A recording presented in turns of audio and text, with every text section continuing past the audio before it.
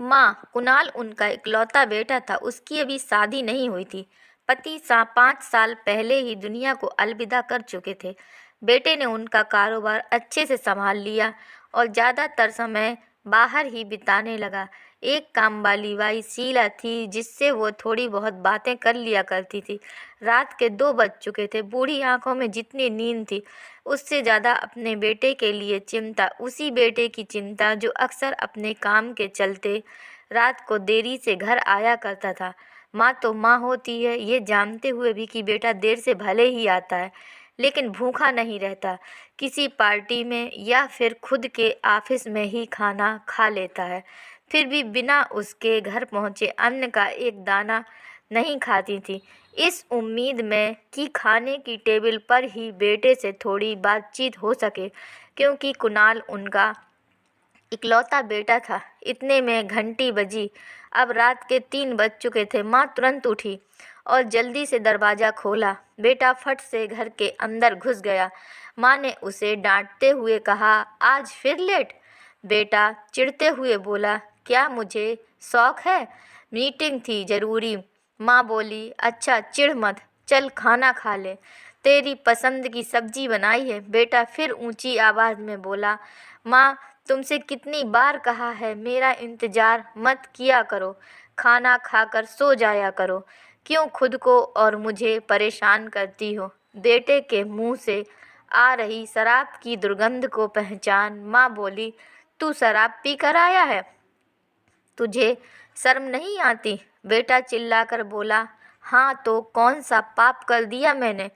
चुपचाप खाना खाओ और सो जाओ। आपकी बकवास सुनने के लिए वक्त नहीं है मेरे पास। बेटा गुस्से में अपने बेडरूम में चला गया और सीधे जाके बेड पर लेट गया। नशे के कारण अगले ही मिनट उसे गहरी नींद आ गई।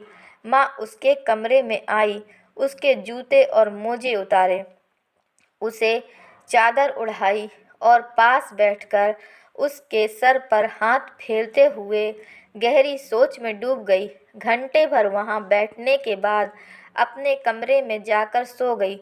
सुबह बेटे के कमरे का दरवाजे पर शीला ने दस्तक दी।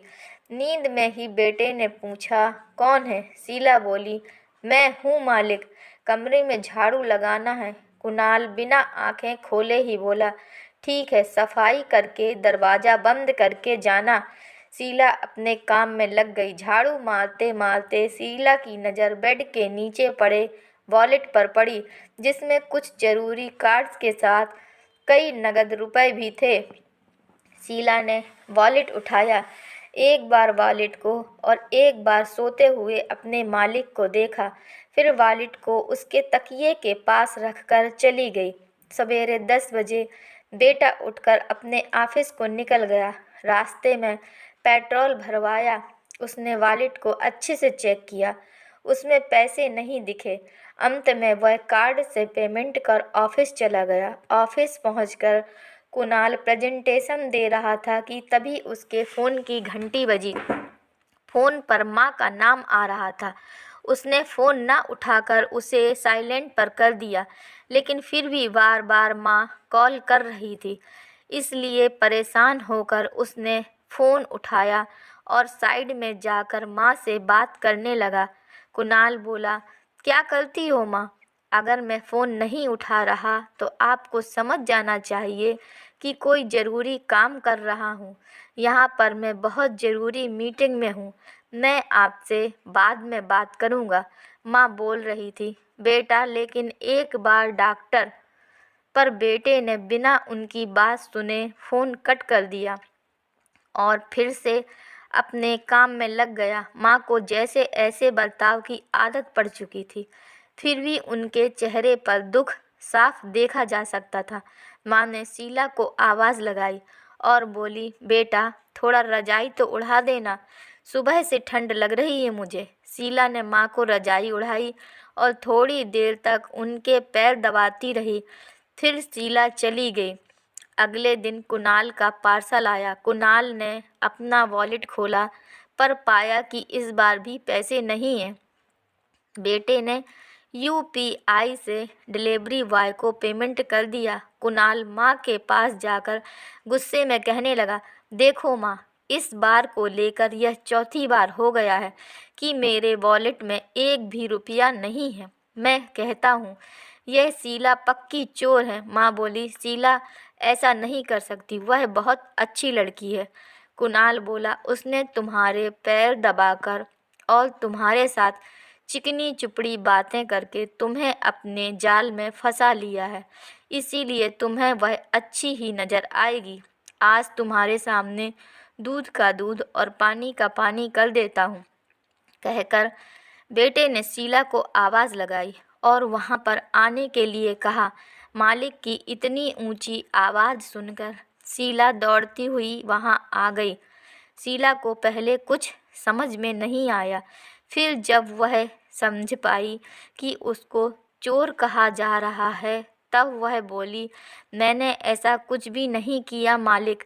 अच्छा, तो पुलिस बुला लेता हूँ, वही अब सच सामने लाएगी, बेटे ने गुस्से में कहा। माँ ने कुणाल से कहा, शीला ने चोरी नहीं की है, वॉलेट से पैसे मैंने निकाले हैं। बेटे ने कहा, माँ तुम उसे बचाने की कोशिश मत करो। माँ ने कहा, मैं वही कह रही हूँ जो सच है।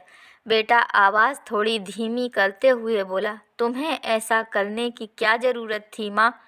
तुम मुझसे बोल देती, क्या मैं तुमको पैसे नहीं देता? तुमसे कुछ भी बोलने के लिए तुम्हें यहाँ पर रहते ही कब हो? जब सामने आते हो सोने चले जाते हो, और जब फ़ोन करती हूँ तो बिना बात किए ही फ़ोन काट देते हो। अब तो तुमसे बात करने के लिए भी मुझे तुम्हारे ऑफिस में अपॉइंटमेंट लेनी पड़ती है, तब जाकर मेरा फ़ोन तुम तक ट्रांसफ़र किया जाता है। जितने पैसे घर खर्च के लिए तुम देते हो, वह तो घर खर्च में ही ख़त्म हो जाते हैं। उसके अलावा भी कई खर्च हैं जिनके बारे में तुम नहीं जानते। आजकल मैं कितनी बार बीमार हो जाती हूँ, शीला ही मेरी दवाई करवाती है और अपने काम छोड़कर मेरी देख रेख करती है, तब मैं उसे एक्स्ट्रा पैसे देती हूँ। इसीलिए मैंने तुम्हारे वॉलेट से पैसे निकाल कर उसे दिए। काश तुम थोड़ा सा वक्त निकाल कर मेरे पास बैठते तो मुझे तुम्हारे वॉलेट को छूने की कभी भी ज़रूरत न पड़ती।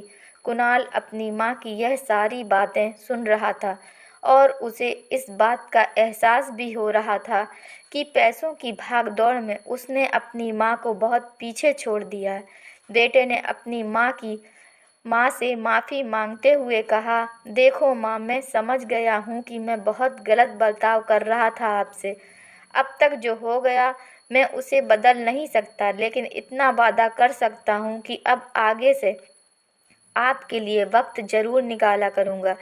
दोस्तों, हमें कामयाबी के पीछे उतना नहीं दौड़ना चाहिए जिससे कि हम हमारे अपने ही छूट जाएं। दोस्तों, अगर यह कहानी आपको पसंद आई है तो कृपया लाइक कीजिए, शेयर कीजिए और चैनल को सब्सक्राइब कीजिए। धन्यवाद।